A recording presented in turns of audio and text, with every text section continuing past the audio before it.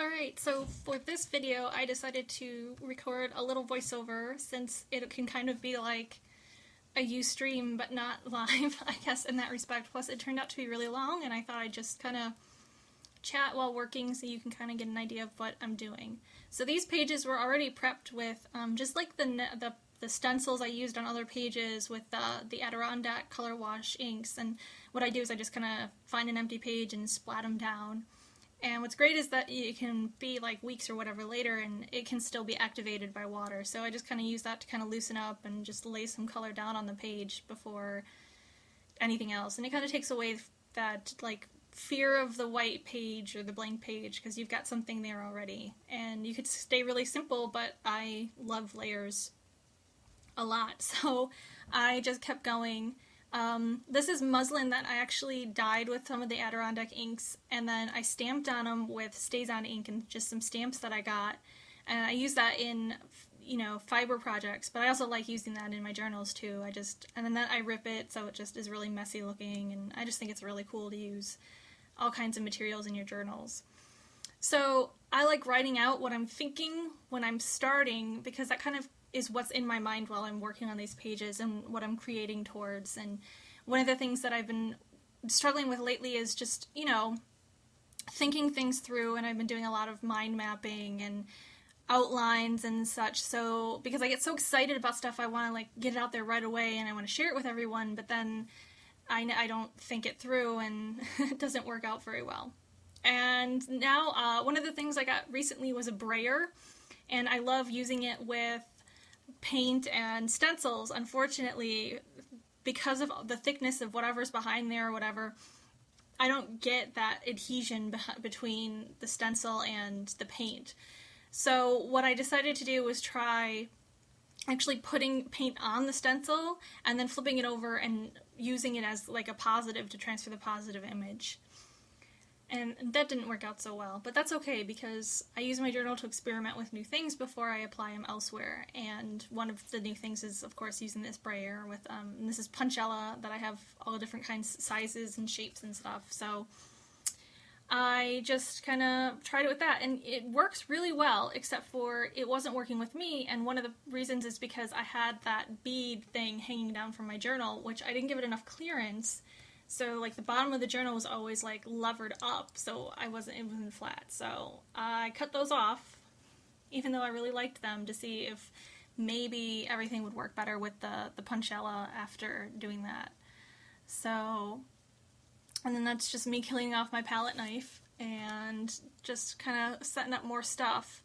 And you can see that the Brayer works kind of better now that I can like have that hard flat surface to work on and just Brayer paint over the Punchella. It's like tons of fun, and each time you do another layer it kind of, I don't know, it's just fun. And then of course I flip it over and I Brayer it down, and you can see that's the positive. And I just love using every single bit of paint that I possibly can, and I do that with all my supplies with whatever I'm working on. I will use things down to like the very end of whatever they are, because at that point it gets really grungy because it's just scraps, which is, you know, they're a lot of fun to work with. And again, I flip it over and Brayer it down, and it gives the positive and the negative of the thing. And then I just wanted to use up the rest of the paint on my palette, so I just kind of rolled it all together on the Brayer and smushed it down and just painted the page with it. And, you know, it's messy and you can barely see the writing through there, but I mean, that's kind of the point, is just to kind of make a mess. So here's a stencil. This one I got from Hobby Lobby, and it's just white paint, and I just kind of brushed it on. And, you know, that's how I do stenciling. I'm so good at it. And then I just flipped it over, like I said, and Brayer it down, and you can really see with the white paint how you can get, you know, this one gives you a negative because it's the stenciling is the positive part. And then I just kind of coated it with paint and put it down on the other one, and I love how this one turned out. You can really see it, but then you can see through it to what's going on behind, and it just was really cool. And this gray is just what's left over. It's like white and blue and teal and all kinds of stuff that was just left over, and I was just like, I'm going to use it, and I'm just going to paint randomly blocks of color and see what happens. And I don't really go into this intending to cover anything up or anything like that. I just kind of go with the flow. There's some more of that teal. That's a new color that I got. It's the Claudine Helmuth studio line, and I just love those paints, and I love this teal color. So I was just like, I'm just going to put it down. And I've been working with just doing blocks of color like that. I mean, not trying to make a shape or color in something, but just random blocks of color, whatever size, just putting them down wherever I want, and there you go. So here's some scrapbooking paper that I wanted to use in there, and I just I use Collage by, I think, Aileen's. It's the Tracy Bautista Collage Podge, and I use that to put it down, and then I put white on my paintbrush, and then the red paint from earlier, just spreading it around with the palette knife, which is also really cool to work with. It gives it a different look and a different texture, especially if you work with the heavy body paints. It's going to actually give you the texture, and that's how I gesso everything, is I use the palette knife, and I get all these nice peaks and valleys. So here's just some yellow, because I saw it on the right-hand page, and I was like, that looks kind of cool, so I need to add some to the left page. And then, of course, experimenting with different ways to put down marks, and I just kind of dipped my finger in the rest of the white paint and made dots all over the place with it, and then put my hand down, because it's usually really messy. So, it's so fun to watch this and talk about it. Some more Collage Podge, some more paper. Oh, actually, no, this is a napkin from the Sugar Bowl in downtown Scottsdale, and I grabbed one because I thought it was totally cute that they had their own printed napkins. There you go, you can see the logo, Scottsdale, Arizona. And I thought it was cool, so I just ripped it apart so it was just like the single ply, and that's why you can see through them. And I was like, I really want to use this in my journal somewhere, so I'm gonna put it down. And I think that's pretty much all I did on that day. Let's see. I did this one day and then I finished the page the next day, because I'm not really the kind who can sit down and do a whole page in one time. In fact, there are many pages in my journals where I'm still working on them, and I started them like weeks ago, because I just love going back and adding things here and there when I find something new or whatever. So there's some more scrapbooking paper, and here we go. This is me working on day 2, and you can tell because the lighting is different, and I know that the quality of this isn't that great, but my store camera has died, and so I had to use the camcorder, the webcam, and then I had to re-encode everything to get it on my Mac to edit, so it's like, blah. So, anyway, that was Liquitex ink, and it's like a deep violet purple that I really like, and yeah, it's bulging. The journal is like totally breaking out at the seams. It's just crazy. So I have to use clips all the time now to work in it. So I decided to use the Liquitex ink because it is an acrylic paint, but it's like totally easy to draw with it because it's like really thin, and it's like working with ink, but it's, you know, acrylic paint. So I like using it to draw, and I've really been kind of enamored with this idea of like a base layer showing through the rest of the painting. So I kind of set out to kind of draw something and let whatever I draw show the layers underneath it, while, you know, above, you know, outside the drawing, you're going to see I fill it in with paint, and so that you really just see it as a picture of a flower or whatever. I just felt like drawing flowers. I don't know, I really like those shapes. So, and then I was like, I really want you to be able to see more of this base background. So I drew that flower, and I don't like it at all. And then I just started drawing circles. I was like, I'll use these somehow, but they'll highlight different areas of the base painting that I really like. So I just kind of circled the areas I liked.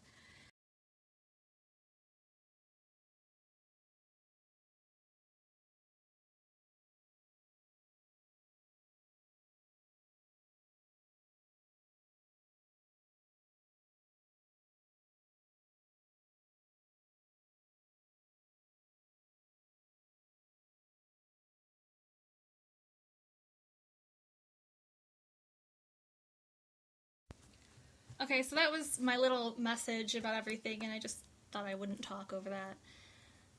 And just come back when I started working again. So here I just kind of colored in some spots with Copic and just kind of doodled randomly. Sometimes I need to get my hand moving. And then I just grabbed all the colors that I wanted to use on this left-hand page from my stash of paint. And you can see I use all different kinds. I think there's 4 different kinds there. Whatever you like and whatever you can get on sale, go for it.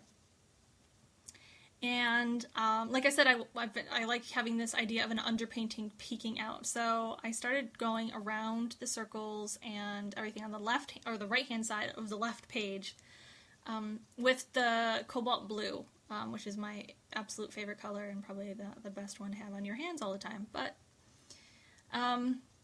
And then I actually let it go because that upper right-hand corner of that left-hand page is, you know, the teal. So I was like, I don't need to paint over that.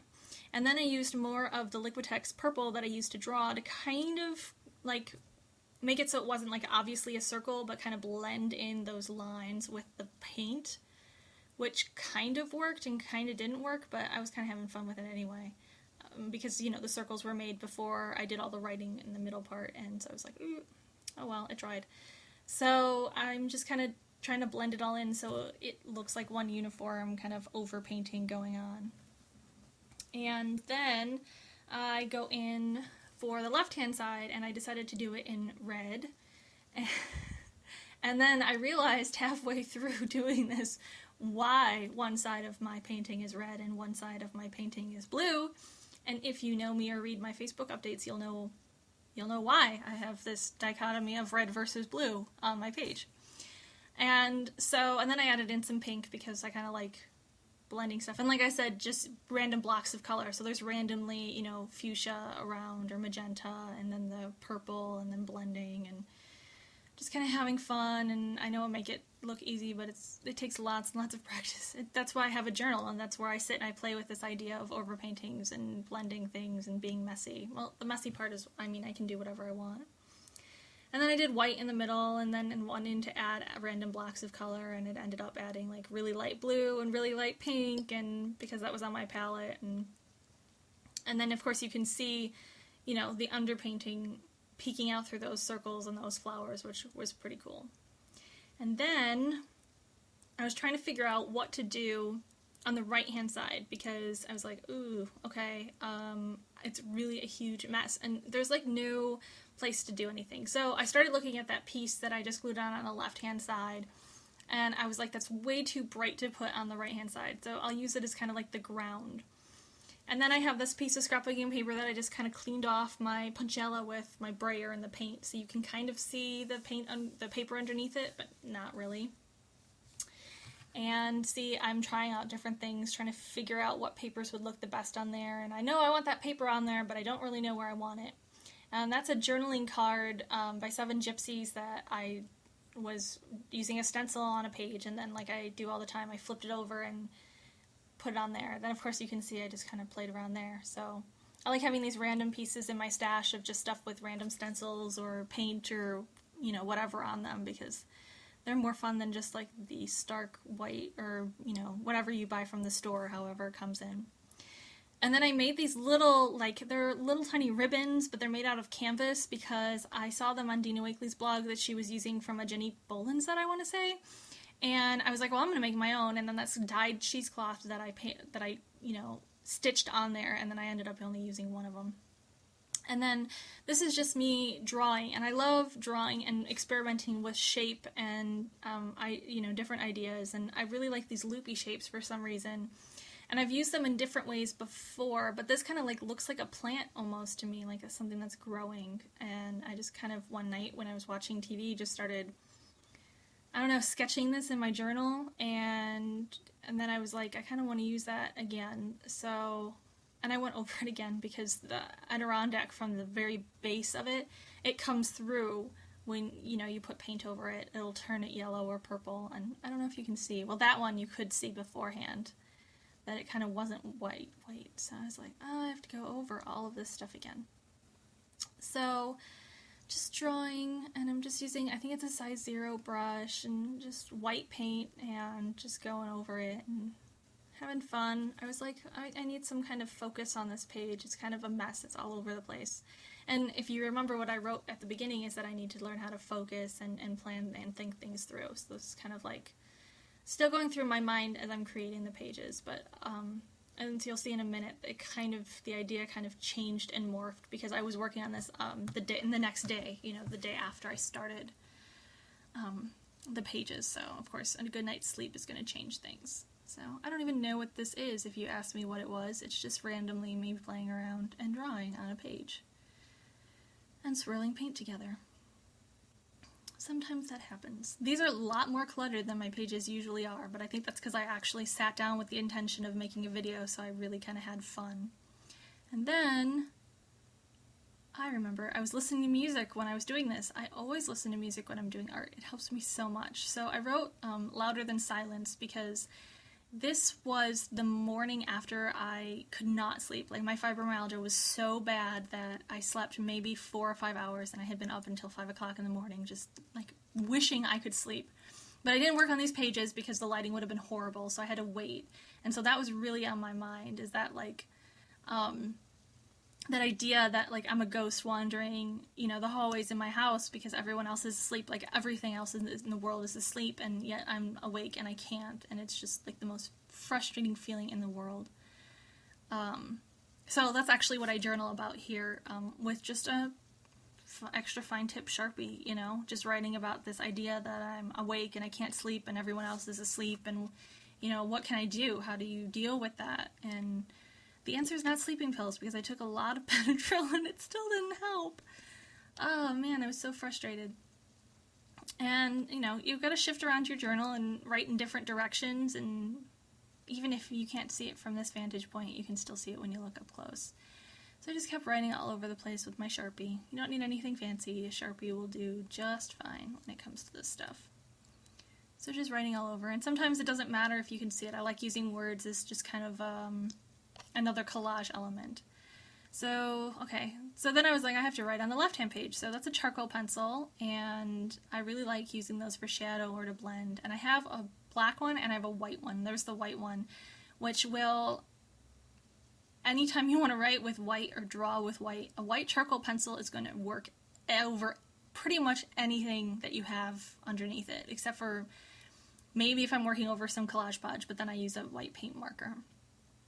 So then I just started writing, and, you know, just going, I don't even care about the border of where the circles are or anything, just kind of writing stuff down and figuring things out.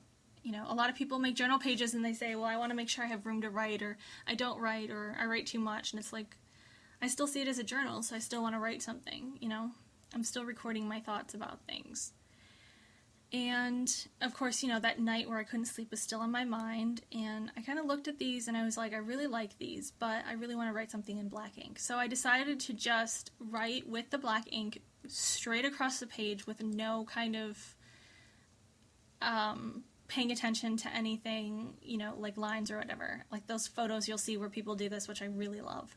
And I got this idea that we're all these messes underneath, but then we make these masks, and that's what you see. And so that idea of the painting from behind kind of sticking out really came through with that, and it just kind of related more to how I was feeling as well, you know.